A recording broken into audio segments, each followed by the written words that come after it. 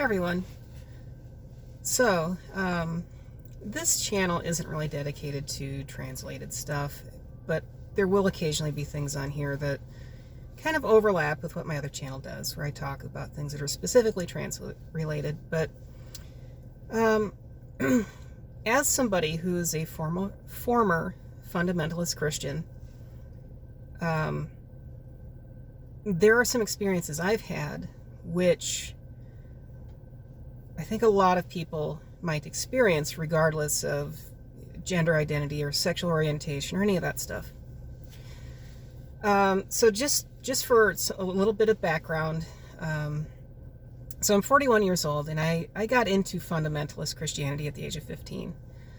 I was introduced to it by a friend's mother, and she's still a good friend of mine, and she's followed a course that, though different from mine, has led her to a same place, or a similar place anyway. I don't think she really considers herself a fundamentalist anymore. So, just so you know, I still consider myself a Christian, though I would say I'm definitely of a more progressive Christianity than fundamentalism. But I have a friend who contacted me today, and they are also happen to be trans, and they're a Christian. And they also have a YouTube channel.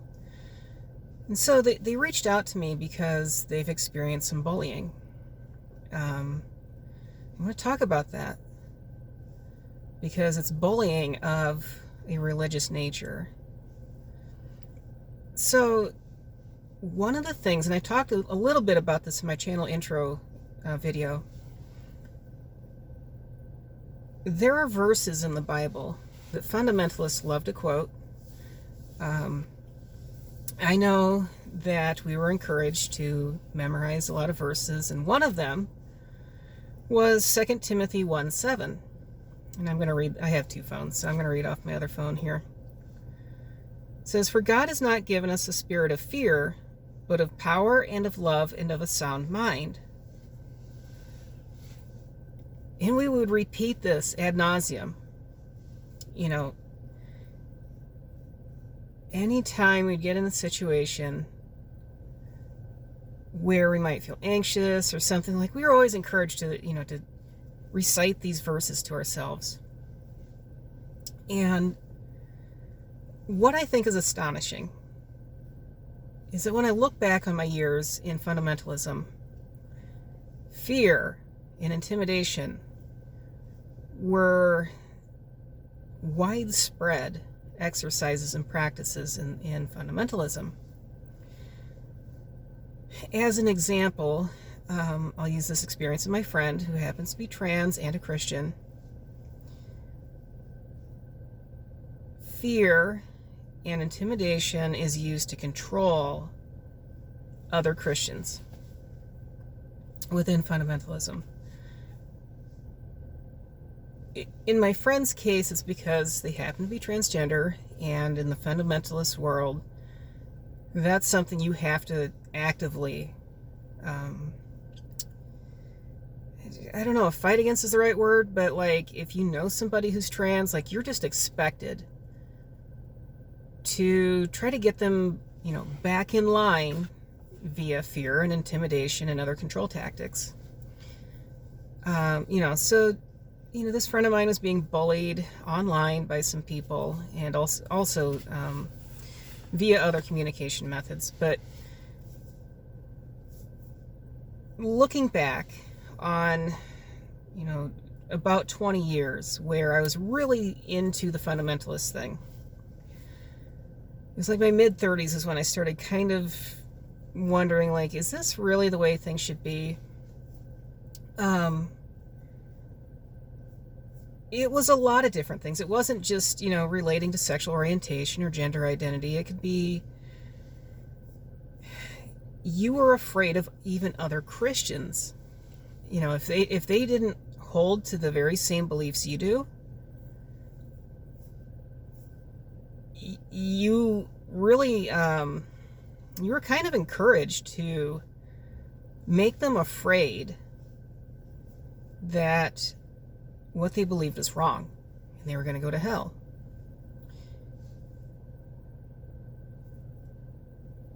And, now that I look back on it all these years later, most of my life, from the age of 15 to about 36, 35, 36, somewhere in there, was spent being afraid of other people and or trying to make others afraid of other people.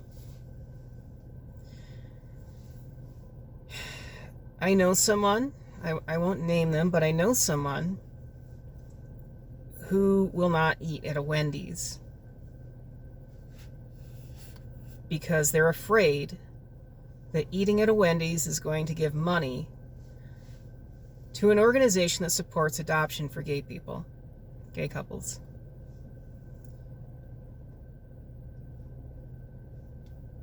I know people who will not shop at a Target because of Target.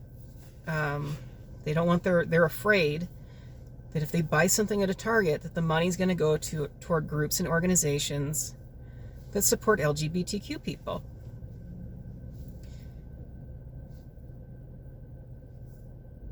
I know somebody, a good friend of mine, who was put through conversion therapy at a young age, and it did a lot of damage. And in that experience, they were conditioned to fear their own sexual identity, their own sexual orientation, and ultimately their gender identity. And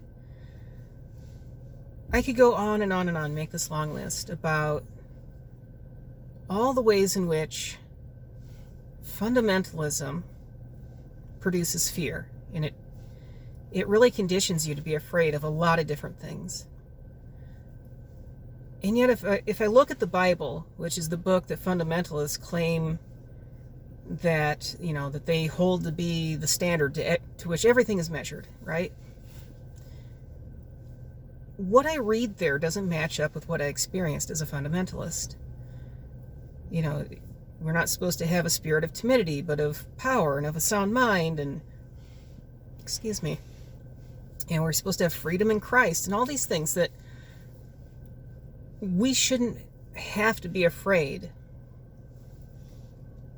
And yet when I look back on fundamentalism and the years that I spent in it,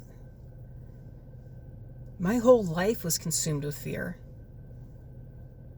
Every waking hour of my day, I was afraid of various different things because of what I believed. So, whether or not you're a Christian, I'm not here to make a fuss about who believes what. I hope that this message will help you. If you have struggled with fundamentalism, whether maybe you grew up in it and it really harmed you, or maybe you've never been stuck in it, but you see it and it's really gross looking from the outside. Please understand that people who are in fundamentalist religion, they live with a lot of fear, a lot of anxiety.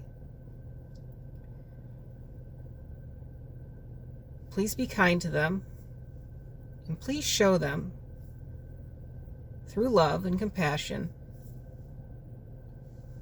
that they don't have to be afraid of everyone, and that they can get out of that fear,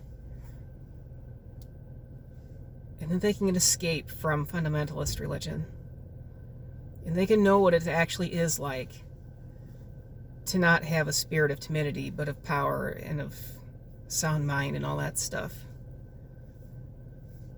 So, I hope you have a great week. I'll try to make some more content. Until next time, I'll see you later. Bye.